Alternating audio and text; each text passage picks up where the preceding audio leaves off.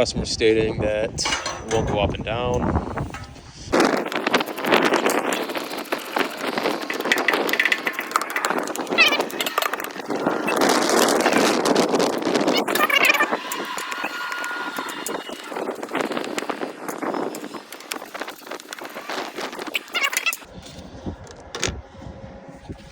So you're going to want to gently lift up, just like this. Careful, there's wires in here.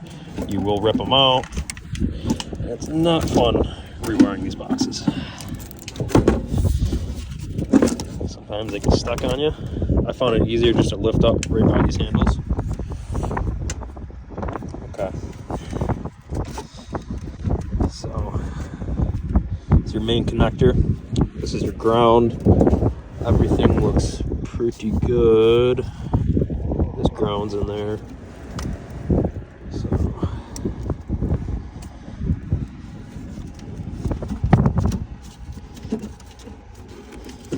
these wires are all good. You just want to check for anything that looks like it's broken. These are auxiliary wires. These are extras. Don't pay attention to those. Okay, so we're going to start it up and we're going to recalibrate it and see if the functions work.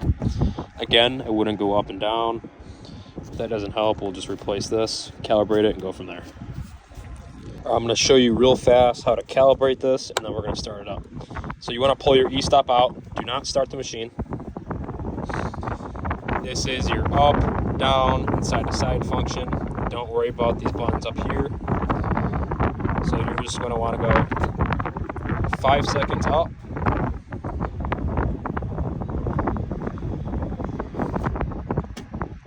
5 seconds down.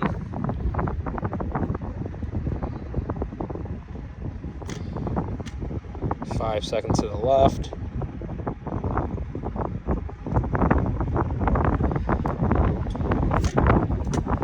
5 seconds to the right.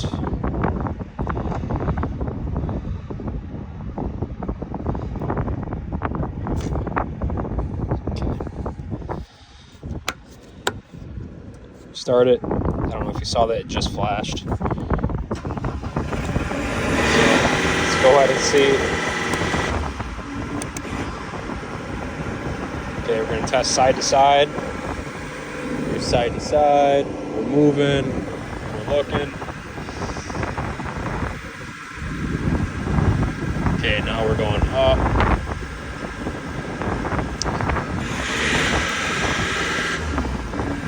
Going up.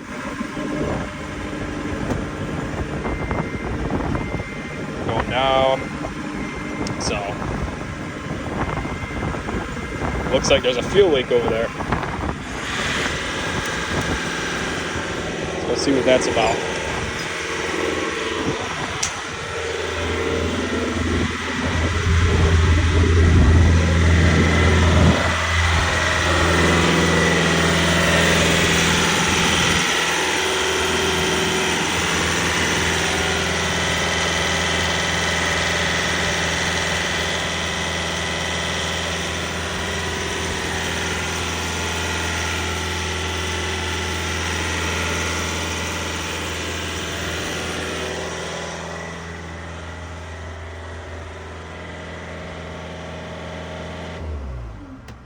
Okay, so it's got a fuel leak, but most of the time with these Genies, if functions don't work, if you can still go left and right, side to side, but you can't go up and down, it's mostly just a calibration issue. So doing what I just showed you is pretty much going to fix your problem. If not, I would go ahead and I would just replace the analog and calibrate it and go from there. And then, if that doesn't help, then you got a problem somewhere and the machine's trying to tell you. So.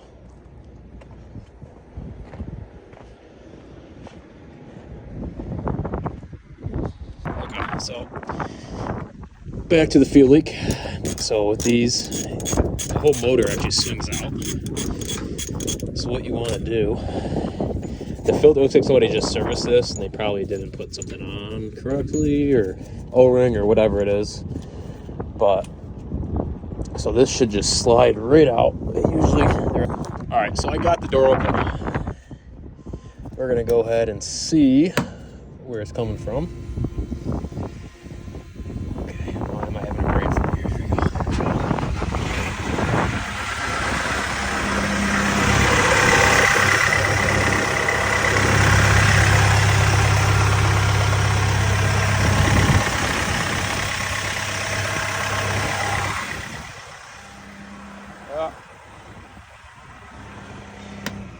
fuel line.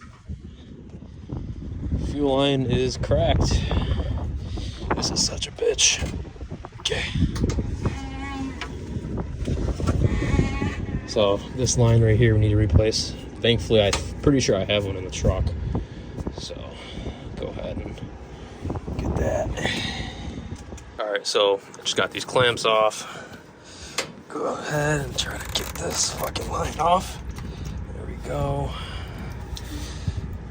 And here's this one. Okay. That's all we need. And somehow I got lucky and I had some line in the service truck. So go ahead and cut some line up. All right, here's the freshie. This is a spare parts junk. So go ahead and put this on. This should fix our problem here. Leakage. So we're gonna go with this side first. Get on there. There we go. I always remember to put these on first because you always get it on there and you forget the clamps. So get this side on.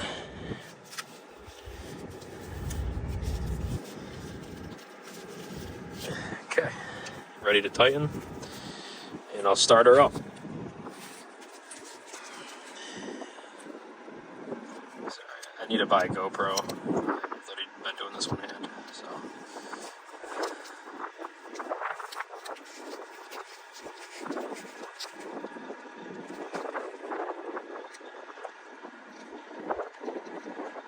Wow, that was like autism right there.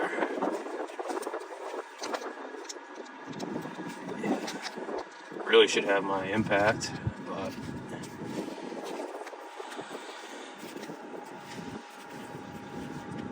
okay, I feel comfortable with that. Alright, so now we're gonna go ahead, close this. If it cooperates, there we go. Put our bolt back in. And this is really nice. Honestly, it's easier in my perspective working on construction equipment because it's engineered to be worked on. Cars and stuff like that, you know. If you know, you know. So, definitely recommend this for anybody who doesn't have great patience but wants to get in the industry. Just snug that up. Don't need to tighten that. Okay. Now let's start it up. You can see what's going on.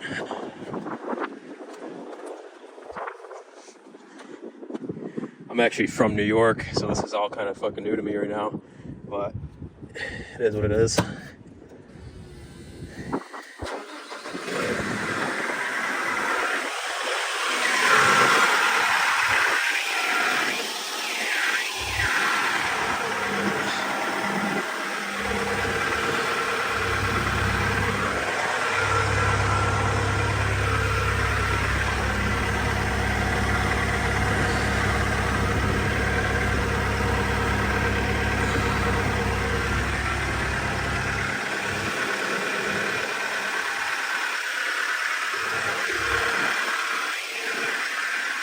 More leaking. It's just old fuel piping up. But I mean, it was spraying out on the tire pretty good.